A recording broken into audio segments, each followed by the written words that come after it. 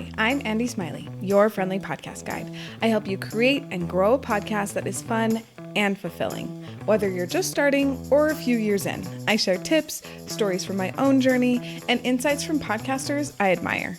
Today's episode is the last episode of season 2, which is just crazy. In this episode, I'm giving you a behind-the-scenes peek on how the Friendly Podcast Guide did in November and my thoughts on season 2 overall. Also, how cute are these little Santas that are behind me? If you're just listening to the podcast, my mom decorates really cute for Christmas and December. And so I've got all of these little like gnome Santas on the bookshelf behind me, and they're just adorable. So I had to make sure they were in the video shot. So before we dive into how the Friendly Podcast Guide did, I like to answer 2 questions that I ask every guest that I have on the Friendly Podcast Guide. And the first one is, what's the last podcast you listened to for you, not for research or anything like that? And mine is a podcast called The Illusionist, which is a podcast all about language. It's really interesting because language is weird, and especially the English language. And so the episode that I listened to was all about food and how food gets how different foods get their names and how those names change. And it was really fascinating. I really love that podcast. It's very, very well produced and just incredibly interesting. So if you want an interesting podcast where you learn something, The Illusionist is a good one. And that's spelled with an A. So it's spelled Allusionist. I'll just put it in the show notes. Then you don't have to remember how to spell it. The other thing that I ask every guest is, what's a simple life hack or a simple thing that is making your life better right now? And I know I've talked about this before, but I don't think I've talked about it in this context right here, like as a simple life hack. So I'm putting it right here for today. Scott, my partner, and I use kid sleep podcasts specifically to help our kids fall asleep and to not bug us. Our oldest is 7, and so he sometimes isn't tired when his sister, who they share a room with, is. And so if we turn on a kid podcast, he can stay in his bed and listen to the podcast while his sister falls asleep. And so but he stays in his room because he's entertained and he's listening to something, so that Scott and I can still get stuff done upstairs. And it is one of the best things that I've done, just so that I get some time to myself, even if our oldest isn't tired yet. It's just the best. So if you need some help with bedtime, I would seriously try some kid sleep podcasts. We use Story Button, which is a kid podcast player. If you're not ready to invest in that because you want to see if it will even work for your kids first, before I had a Story Button, I just used a Bluetooth speaker and an iPad that just played to the speaker. And it has made my nights so much better. So that is the simple life hack that is making my life better right now. Okay, now I get to tell you about how the Friendly Podcast Guide did in November. So first of all, download numbers. There were 4 episodes in November. The first one was how the Friendly Podcast Guide did in October. So this episode, but last month. And that episode got 32 downloads. The next episode is 10 things I would do if I was starting a podcast in 2025. That one got 34 downloads. The next one was an interview I did with Catherine, who's the host of Nothing Much Happens, my favorite sleep podcast, and one of the top sleep podcasts in the world. Such a fun interview. It was so good. That one got 54 downloads. And then the last episode from last week was answering 9 common podcasting questions, and that one got 46 downloads. So it was actually a really interesting month. I wasn't expecting these download numbers because the first 2 episodes of this month got probably some of the lowest downloads of this season, but the last 2 episodes of this month got way more downloads than I expected, which is fun. That's a fun thing. I have a couple of guesses for why I think the download numbers are this way. Truly, I was expecting all of the download numbers for November to be in the 30s, maybe low 40s, just because at the end of a season is usually when you get your lowest downloads, in my experience, just because people get busy and you just kind of forget about all of the different podcasts because there are so many good ones out there, and life gets busy, especially November is Thanksgiving and you're getting ready for the holidays and Halloween's thrown in there and all of that. So I was expecting lower download numbers. So that's why the first 2 weeks made sense to me. But the last two having higher download numbers was a pleasant surprise. I think that my interview with Catherine got higher downloads because her listeners for her podcast, the people that follow her on Instagram, things like that, they probably wanted to hear from Catherine because she's amazing and really fun to listen to. So that's why I think the download numbers are higher for the interview. But the week after, I'm honestly not exactly sure. I'm going to look at that a little bit more and see if I can figure out why, but honestly, we don't always know why download numbers are the way they are. So I might figure it out, or I might never know. And that is one of the charms of podcasting. Next, I always tell you how much money I've made this year as of this recording. And as of right now, I am still at that $529 for this year. If you haven't listened to any of these other, like How the Friendly Podcast Guide is doing episodes, here's a quick recap. Earlier this year, I burned out. I had to stop podcasting altogether. I just couldn't handle it. I couldn't do all of the things. And I just stopped everything so that I could take a break this summer. And it was the best thing I could have done for myself, for my podcast, for my business. And so that's why I haven't made any money, as I took several months off, and a lot of things shifted with my podcast and my business. And so as I've been making those shifts, I have taken a step back from like focusing on money, and I just want to get a really solid foundation so that when I do start making money again, it will be in a way that doesn't burn me out.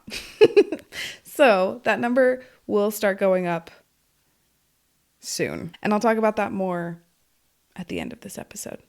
So I haven't been focusing specifically on making money right now because I'm more focusing on podcast coaching calls.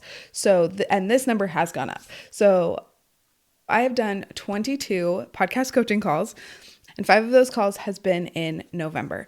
So I have only 8 left to reach my goal of 30 podcast coaching calls by the end of this year. And I am super proud of myself, and I really think that I can do it. So if you need some help with your podcast, I would love to help you. The first call with me is always free. So DM me on Instagram or leave a comment in Spotify. However, get a hold of me somehow and we'll set up a call so I can help you with your podcast, because truly that has been one of my favorite parts of season 2 is just doing so many more podcast coaching calls and just helping you with your podcast. Oh, it's just been so much fun. So one of the fastest ways to grow your podcast is to experiment. Try new things, figure out what works for your show, for your people, and for yourself.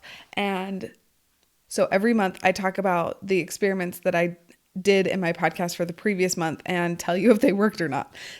And this has been really fun, and I am hoping that I do this forever with my podcast. Okay, the first experiment I tried in November is offering a very specific type of coaching call, and I called it a podcast jumpstart session, and these went so well. It was so much fun to help all of these women, especially moms, to figure out what's holding them back from starting a podcast and hopefully getting rid of all of that so that they can start their podcast. Yeah, it was just delightful. I love helping people start podcasts, especially women, because we need more women's voices out in the world, and a podcast is a great way to do it. My next experiment that I tried was I left in way more mistakes in November's episodes than I've ever done before, and I even left in like me laughing at myself making those mistakes. And I don't know if anyone else actually noticed. Like, I didn't get any like mean comments or anything, which was nice. It did make editing a little bit easier, and I felt like less of a robot. So I'm going to keep doing that. More than anything, it just helps me and anyone who listens to my show have a friendly reminder that making mistakes is not a bad thing, and it doesn't make you a terrible person. And I need that reminder way more often than I think I realize. So doing this has really helped me as a recovering perfectionist to let go of perfection. Another experiment that I tried was putting a block of keywords at the bottom of my show notes to see if it helps more people find my episodes through SEO. And I honestly don't know if this helped or not, but I know that it didn't hurt. So I'm definitely going to keep doing it because why not? And it does help me, thinking of those keywords has also helped me write my show notes better anyway. And so I see no downside at the moment. If you don't know what I'm talking about when I say keywords, in some podcast platforms, there is a spot at the bottom of your, like when you're uploading a new episode, there's a spot at the bottom where you can put keywords. And every podcast hosting platform is going to call it something a little different, but it's just another way to help people find your show. I use Spotify for podcasters and they don't have a little spot at the bottom to put it. So I still wanted to be able to have these keywords that people might be searching for to help them find me so that I can help them. And so I just put it in a block at the bottom of my show description, my show notes. And I learned that from Brittany Herzberg, who is the queen of SEO. If you want to deep dive into SEO, she is your girl. She's amazing. And I've learned a lot from her about especially SEO for podcasting. Now I get to get a little bit sentimental and talk about how I feel overall about season 2. And honestly, it's definitely been a roller coaster of sorts. I was hoping at the beginning of the season, like before I even dropped the podcast trailer, I was hoping to get 150 downloads per episode, which looking back now, I realize was too high of an expectation for myself as I was like pivoting, changing what my podcast is about and doing so many other things. Having such a high expectation of myself was not the best idea. So I pivoted halfway through this season and decided that goal is going to be put on the shelf and I will revisit it later, maybe in season 4 or 5. So that was definitely a hard part about season 2, not reaching that goal that I thought I could reach. But there were so many things that I really loved about season 2. One of them is I am so proud of myself for how much I experimented with my podcast and my business that goes along with my podcast. I noticed that as I've been in this like experimental mindset, I'm able to see metrics that could make me really sad, like download numbers or like followers on social media. Those could make me sad because maybe they're lower than other people's. But when I'm in this experimental mindset, I see those numbers, those download numbers, those follower numbers as just information and not as something that defines my value as a human, my value as a podcaster, or the value of my business. And I wasn't expecting that. I knew that experimenting was going to help me improve my show, and I knew that it was going to help me figure out how to best help my people, all of you. But I didn't realize that it was going to help me personally be in a better headspace to continue being a creator and a podcaster. So that is something I am so grateful for from season 2. Another thing that I am super proud of myself for is video. Starting video was so scary. And so if you are in that spot and you're like, I know that I should start video, but I don't know how. I hear you. I was there. I was so worried about video. I had no idea how it was going to go. And well, truly, let me take that back. I was pretty sure it was going to work out just fine. But taking that leap into doing video, it's scary because it's all unknown, right? You don't know even how to do it. You're stumbling through trying to figure out how to record yourself and how to not just read your script and how to do bullet points that work and all of those little things, right? So scary. But I now know, now that I'm at the end of season 2 and I've done a whole season worth of video podcasting, I have realized that it really is not as hard as I thought it was going to be. And more than anything, you just have to do it, which is not always fun to hear that advice. But when you just dive in, when you just start trying and start to figure it out, now that I have done 12, 13, I think 13 episodes, maybe 14 video podcast episodes, looking back, it really wasn't as hard as I thought it was going to be to add it into my like podcast workflow. And I know that I've improved a lot from my podcast trailer to now. So I'm really proud of myself for doing it, and I'm really excited to see how much more I can grow in this video podcasting aspect of my show. Truly, there are so many other things I could say about season 2, but the one thing that stands out the most to me is I am just so grateful for all of the people I was able to meet, all of the people I was able to help, and all of the people that were just so kind to me as I made this pivot, made this change. It's just been so much fun to meet you, and yeah, it's just been absolutely delightful. Okay, as I'm wrapping up, the one last thing that I've had people ask me is, what are you doing in between seasons? So I'm going to be doing a lot of things, but here's like a highlight list of the things that I'm going to be doing between seasons. The first thing on my list is to rest and read a lot of books. I read a lot all the time, but I'm really excited to be able to read even more and kind of like slow down a little bit. It feels like the past 3 months have been a bit of a sprint, and I'm ready to slow down and still be working on stuff. I've got a lot of ideas and a lot of fun things that I've kind of set on the back burner almost during this season. And so now I kind of get to pull those back out and try them and see what's going to work and what's not and all of that fun stuff. So I'm excited for that. I'm also really excited to celebrate Christmas.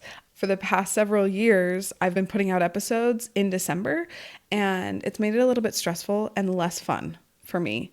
So I'm really excited to not be stressed and not be worried about putting out episodes and promoting those episodes. I can just kind of relax a little bit and enjoy Christmas. One thing you can look forward to is bonus episodes. I've got several interviews that I was able to do that I wasn't able to fit into season 2 that will be coming out during this off season. I guess that's what we'll call it. I'm not sure. I hopefully will come up with a better name, but I've got some bonus episodes that are really fun, and you'll see them pop up in your podcast app, whatever one you use, and I'll talk about them on social media too when they come out so that you can know that there's a new episode to listen to.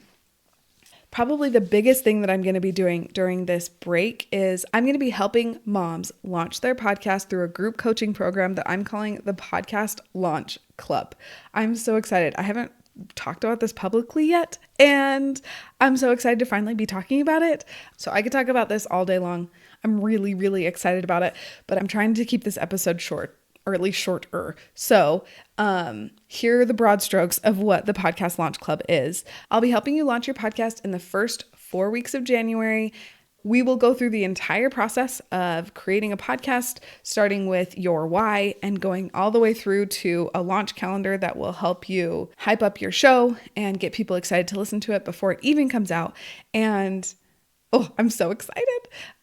Probably the best part, the part that I'm the most excited about, is it's a hybrid group coaching program. If that's probably the best way to describe it, because I don't know of any other program that is like this, but the first week is you will meet one-on-one with just me. It won't be with the group, because I want to make sure that your foundations of your podcast are solid. And then the next 3 weeks we'll meet as a group, and I will answer all of your questions. There will be a video of me teaching you different things for launching your show, and then a workbook that goes along with it. And then we'll meet as a group where you can ask me all of your questions and anything that's specific to your show that's coming up.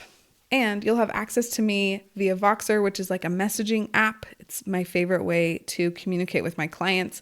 So that if you have a specific question that you are either nervous to share with the group, so you don't really want to ask in front of everyone else, or you just need an answer really quick, you can ask me on Voxer. And yeah, I'm so excited.